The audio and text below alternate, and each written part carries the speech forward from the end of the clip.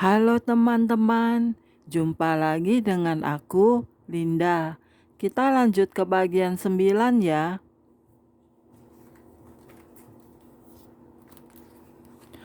Oke, mari kita mulai. Pak, apakah rumah tetangga sudah ada yang menghuni? Sudah, kalau cicilan mereka sudah lunas, mereka boleh masuk, jawab orang itu lagi. Saya suka sekali berada di tempat itu, rasanya damai, nyaman, dan sebagainya, sehingga saya tidak mau segera pergi dari tempat itu. Rumah saya memang tidak begitu besar, tetapi saya senang dan puas melihatnya. Bunga kesukaan saya juga sudah ditanam di situ, rapi dan indah sekali. Kapan saya bisa masuk ke rumah itu? Pikir saya dalam hati. Orang itu berkata, makanya kalau ibu mendapat tagihan, segera dilunasi, biar cepat selesai. Kemudian saya berjalan dan bertemu saudara saya, suami istri, dan mereka bertanya sedang apa saya di situ. Setelah saya jelaskan duduk persoalannya, mereka ingin membantu melunasi kekurangan pembayaran rumah tersebut karena mereka cukup berada. Kemudian kami bertiga kembali ke kantor perumahan tadi dan menemui bapak yang semula menemui saya. Bapak tersebut mengatakan bahwa rumah saya tidak bisa dilunasi oleh orang lain, tetapi hanya saya sendiri yang bisa dan harus melunasinya. Akan tetapi saudara saya bersikeras untuk melunasinya. Akhirnya bapak tadi menghitung kekurangan yang masih harus dilunasi dan ternyata jumlahnya masih US dollar 40 juta atau sekitar 400 miliar. Dengan kurs waktu itu US dollar 10.000. Saudara saya terbelalak matanya karena sekalipun seluruh hartanya dijual, tetap tidak bisa melunasi rumah saya. Kemudian penjaga itu berkata, makanya Bu, kalau ada tagihan jangan dikembalikan agar kuncinya segera diserahkan kepada ibu. Karena ibu sering mengembalikan tagihan, akibatnya rumah ibu tidak segera lunas. Saudara saya mau melunasinya, tetapi tidak bisa karena masing-masing orang harus melunasi miliknya sendiri. Setelah itu saya terbangun dari mimpi tersebut. Saya termenung dan mimpi itu terulang lagi seperti film yang diputar kembali. Tuhan menjelaskan satu persatu arti penglihatan dalam mimpi itu. Pintu gerbang itu adalah Tuhan Yesus sendiri. Tuhan sudah menjelaskan bahwa di rumah Bapakku ada banyak tempat. Ini memang benar, Tuhan tidak berbohong. Namun untuk mendapat tempat di sorga, ada harga yang harus dibayar, yaitu tagihan-tagihan berupa proses-proses dari Tuhan di dalam kehidupan kita.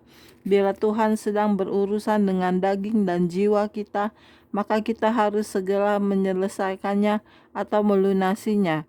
Misalnya, ketika ada yang menyakiti hati kita, apakah kita akan membayar tagihan tersebut dengan sikap mengampuni, atau kita memilih untuk mengembalikan tagihan tersebut dengan sikap marah atau membalas menyakiti?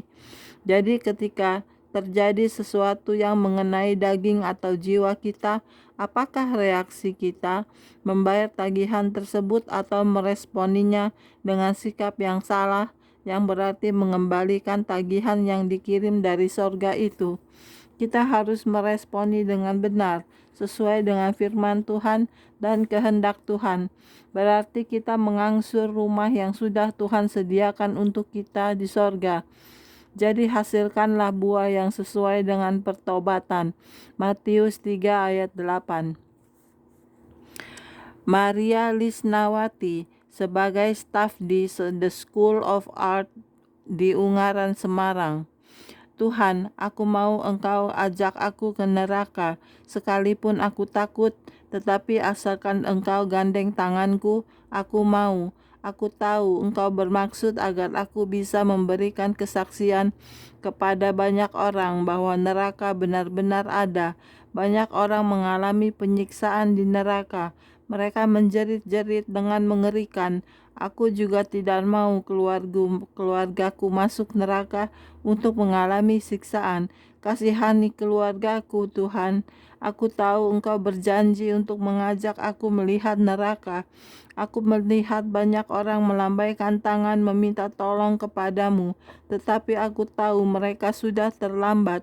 Tempat itu merupakan tempat siksaan. Sekalipun mereka di dunia ini hidup dengan penuh perbuatan baik, tetapi itu tidak menolong mereka untuk bisa masuk surga. Hanya karena dengan percaya Engkau saja orang bisa masuk surga, ya Tuhan. Benar Tuhan, bahwa saya melihat banyak sanak saudaraku yang berada di neraka. Aku merasakan panas neraka itu sangat sakit sekali. Aku merasakan betapa hausnya di tengah panas neraka itu, tetapi mereka tidak boleh meminta minum. Betapa tersiksanya mereka. Tetapi itu semua akibat dari perbuatan mereka sendiri yang menolak bagiannya ketika masih hidup di bumi dan karena menolak Engkau. Mereka tidak mau mengakui hanya Engkau sebagai juru selamat dan jalan kehidupan. Bahkan mereka mengejek Engkau ketika mereka masih hidup di dunia, dan sekarang tidak ada gunanya lagi bagi mereka untuk meminta tolong Engkau setelah mereka masuk ke neraka. Kesombongan, sakit hati, dendam, benci, tidak mengampuni, penyembahan berhala adalah bagian dari dosa yang menyebabkan orang bisa masuk neraka. Saya melihat tubuhnya dirantai dan tubuhnya dibakar. Aku tahu Tuhan, ia dalam hidupnya banyak menyesatkan orang. Neraka memang bagiannya. Saya melihat juga seorang artis terkenal yang hidup berhasil di dunia dengan kemasyurannya, namun tidak mau mengenal Tuhan dan hidupnya penuh dengan kenajisan. Aku juga melihat seorang artis Cina menanti untuk disiksa. Saya lihat orang yang saya kenal itu juga dinantikan untuk masuk ke neraka. Mengerikan sekali, kurus kering, makan minum tidak bisa lagi. Aku tak mau masuk ke neraka. Kasihan mereka ya Tuhan, panas sekali. Pemukulan terjadi terus-menerus. Kemauan para pelacur, kemaluan para pelacur dibakar. Tuhan, aku tak kuat melihat semuanya itu. Engkau juga menghukum orang yang menggugurkan kandungan. Dokter-dokter dan ibu-ibu itu perutnya dikorek terus. Mereka membunuh anak mereka sendiri ya Tuhan. Benar Tuhan bahwa orang harus bertobat. Aku juga melihat seorang nenek buyut tua yang sudah lama menghuni neraka. Oh Tuhan, ternyata aku kenal dia Tuhan. Aku ngeri sekali melihat semuanya itu. Dia memang tidak menerima Engkau sebagai juru selamat. Ia dulu sering ke Gunung Kawi, ke Suhu, mencari dukun dan tidak mau mengampuni. Tuhan, itu ada hamba-Mu juga. Ketika hidup di dunia, Engkau pakai dengan luar biasa khotbah di gereja-gereja dan kebaktian kebangunan rohani. Padahal khotbahnya juga bagus. Waktu itu aku mendengarnya. Mengapa dia ada di situ, Tuhan? Oh, karena dia tidak menjadi pelaku firman ya Tuhan, tetapi hanya berkhotbah saja. Sekarang dia duduk termenung di tempat yang gelap dan mengerikan sambil meratapi nasibnya di neraka. Benar Tuhan, Engkau juga menghukum orang yang tidak membayar perpuluhan dengan benar. Engkau memotong jari mereka karena tidak membayar perpuluhan dan mencurinya. Tangan mereka kemudian Engkau masukkan ke dalam kuali besar dengan nyala api besar. Panas sekali Tuhan, juga ada mata-mata di kuali besar itu. Itu adalah mata-mata yang suka melihat film porno atau baca buku porno. Ada mulut-mulut juga di kuali yang besar itu, yaitu mulut yang suka berdusta dan mengutuk. Di kuali itu juga ada kaki-kaki yang suka pergi ke tempat-tempat pelacuran. Mereka memang dulu tidak mengerti bahwa neraka adalah bagian mereka. Banyak orang berbaris antri untuk menerima siksaan dari iblis. Sementara iblis tertawa melihat semuanya itu. Aku merinding melihat semuanya itu. Aku tahu sekarang bahwa engkau juga menghukum orang yang mengadakan sembahyangan terhadap orang yang sudah mati. Percuma mereka melakukan semuanya itu, karena hal itu juga tidak akan mengubah seseorang untuk bisa masuk surga. Bahkan kutuk akan ditimpakan kepada mereka yang mengadakan sembahyangan seperti itu. Orang yang makan bekas barang sajian di tempat sembahyangan juga engkau hukum. Perut mereka penuh dengan nanah dan menggelembung. Mereka meronta-ronta tak bisa melepaskan diri, ya Tuhan. Mereka penuh dengan borok dan bisul, karena mereka main-main dengan barang sajian. Mereka yang suka berobat dengan tusuk jarum hingga ikut dalam ilmu kuasa gelapnya juga engkau hukum. Banyak borok di tempat bekas tusukan itu, ya Tuhan. Aku juga melihat banyak orang yang tidak lahir baru kini berada di neraka. Benar Tuhan, bila seorang tidak lahir baru, walaupun sudah dibaptis, maka ia akan masuk neraka. Pelayan-pelayan Tuhan yang jatuh dalam dosa perzinahan dan dosa keuangan juga akan engkau masukkan ke neraka. Mereka tidak menghendakinya, engkau tidak menghendakinya, tetapi itu pilihan mereka sendiri, karena menjadi hamba Tuhan tidak jaminan masuk surga. Dan bagi saya Tuhan, jangan bawa saya ke sana Tuhan, itu adalah kegelapan yang paling dalam. Aku tidak siap menghadapinya dan tak akan siap. Aku mohon, jangan biarkan aku masuk ke sana, ya Tuhan. Penglihatan mulai berubah ke surga. Aku mau ke surga saja, ya Tuhan. Di sana damai, emasnya banyak, permatanya bagus-bagus, dan tidak ada yang mencuri. Roh damai dan sukacita benar-benar melingkupi sorga. Itu baru taman Firdaus. Tak apa Tuhan, sekalipun belum sorga, namun ini sudah sangat menyenangkan. Terima kasih Tuhan, bila kami menjadi anak kesayangan-Mu, kami bisa bermain musik. Enak sekali mendengarkan musik di tengah suasana damai di Firdaus. Minyak urapan-Mu selalu baru, sungguh menyegarkan kami. Engkau memang mengatur segala sesuatu dengan rapi dan segalanya menjadi indah pada waktunya. Kemudian matilah Lazarus orang miskin itu, lalu dibawa oleh malaikat-malaikat ke pangkuan Abraham.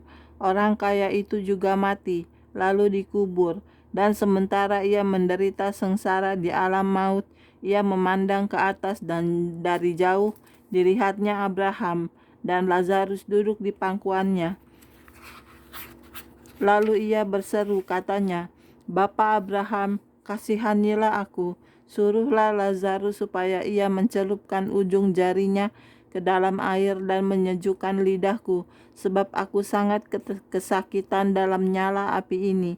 Tetapi Abraham berkata, "Anak, ingatlah bahwa engkau telah menerima segala yang baik sewaktu hidupmu, sedangkan Lazarus segala yang buruk. Sekarang ia mendapat hiburan, dan engkau sangat menderita.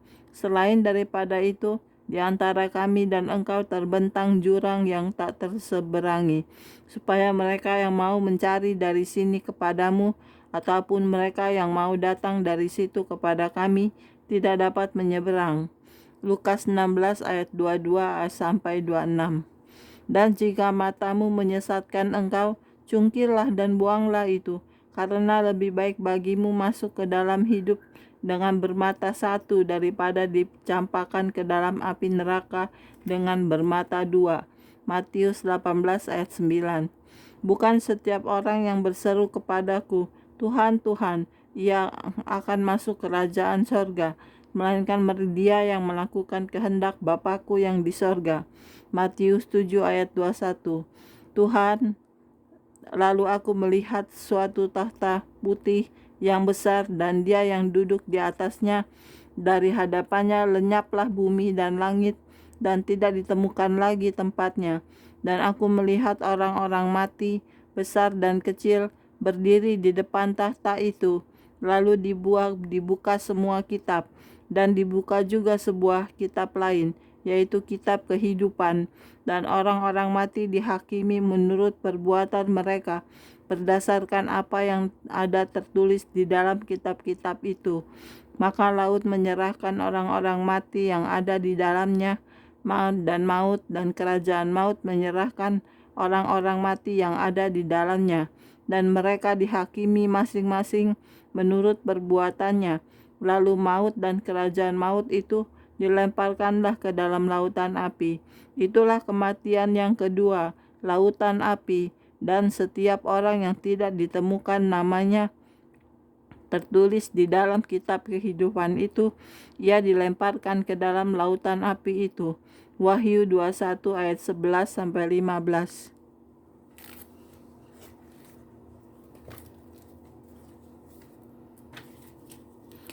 Oke, sekian dulu untuk hari ini videonya ya.